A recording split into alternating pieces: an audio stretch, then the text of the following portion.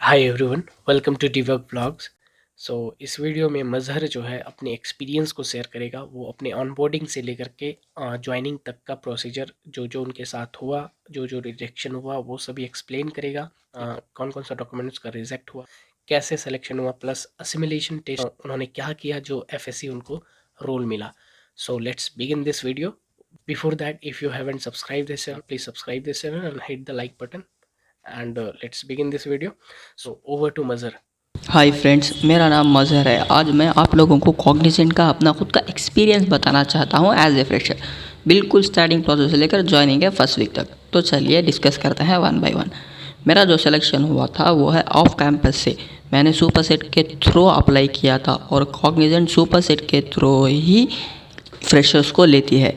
मेरा जो असेसमेंट था वो अक्टूबर 30 को था। असेसमेंट के 2 दिन पहले मुझे सुपर सेट से मेल आ गया कि आपका स्लॉट 2 to 4 है और आप उस वक्त फ्री होकर लिख सकते हो। असेसमेंट में सारे 1 मार्क क्वेश्चंस होते हैं।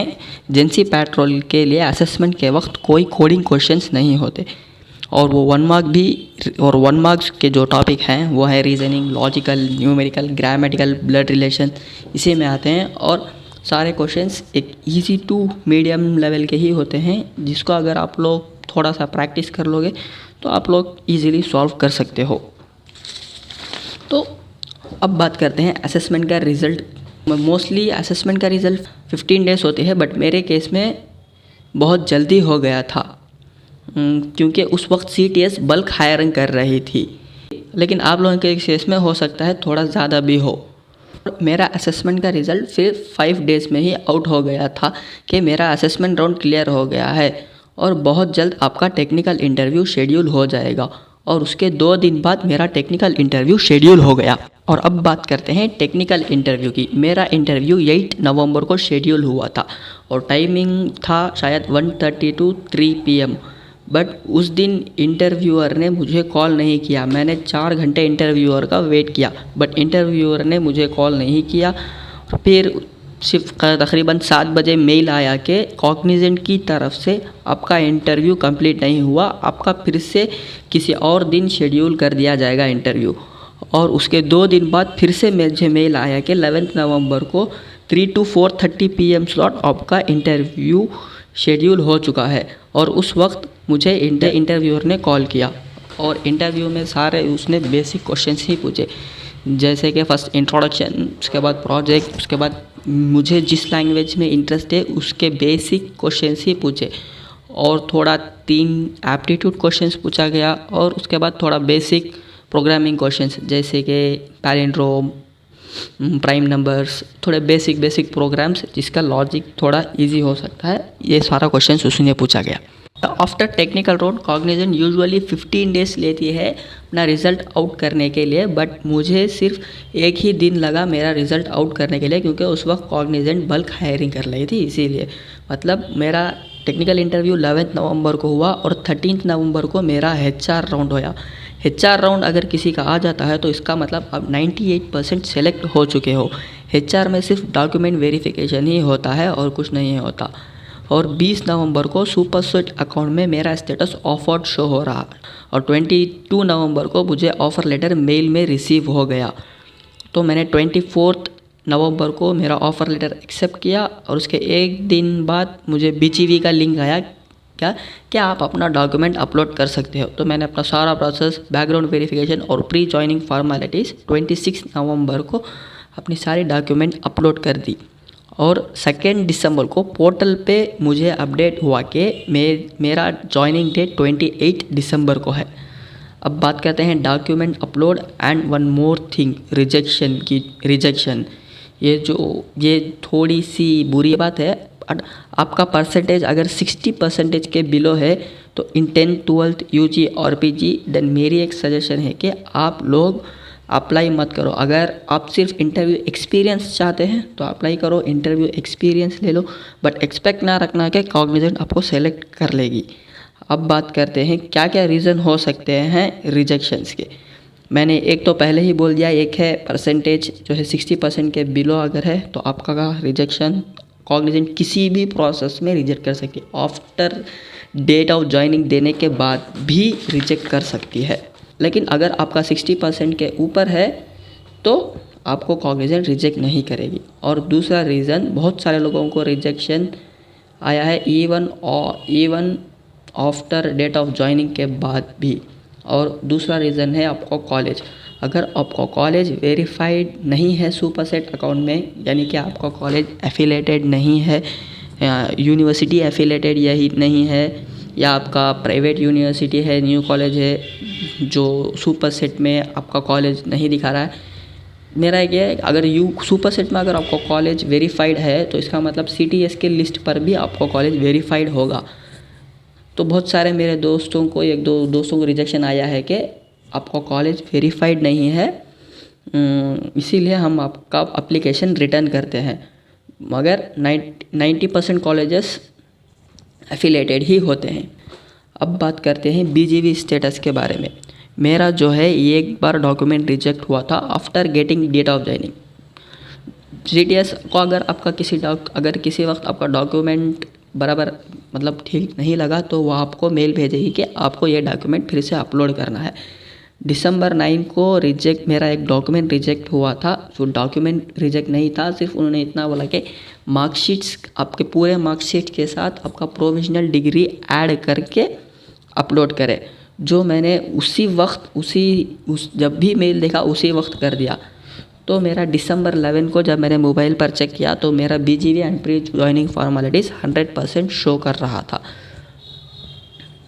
और उसके बाद BGV and pre joining formalities आपको 100% शो कर रहा है तो आपको डेट ऑफ ज्वाइनिंग के 3 दिन पहले आपका बोर्डिंग पास 100% आएगा ही आएगा।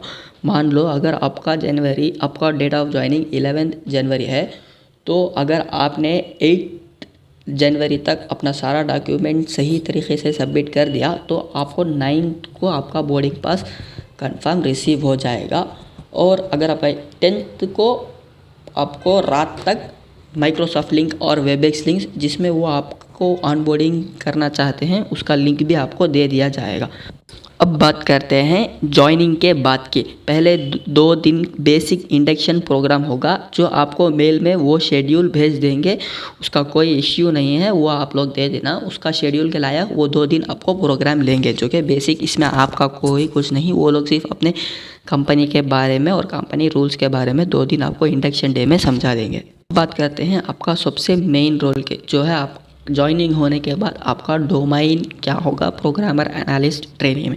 प्रोग्रामर एनालिस्ट ट्रेनिंग में बहुत सारे रोल्स होते हैं, लेकिन अगर आप CS और IT बैकग्राउंड से हो तो 100% आपको आपके ज्वाइनिंग के बाद 1 वीक बाद आपको एक टेस्ट दिया जाएगा, सिमुलेशन टेस्ट, जो कि CS और IT वालों के लिए मैंडेटरी है to get a excellent domain.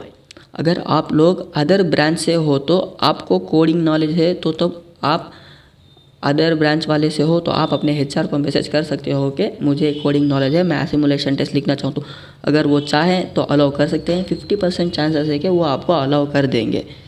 Simulation test होता है सिर्फ आपका डोमाइन सेट करने के लिए। अगर आप इसमें अच्छे से स्कोर कर लेते हो तो आपको फुल स्टैक डेवलपर और भी बहुत सारे डोमाइंस हैं जो आपको पहले ही दे देंगे। अगर फेल हुए तो भी आपको कुछ फ़र्क नहीं पड़ता।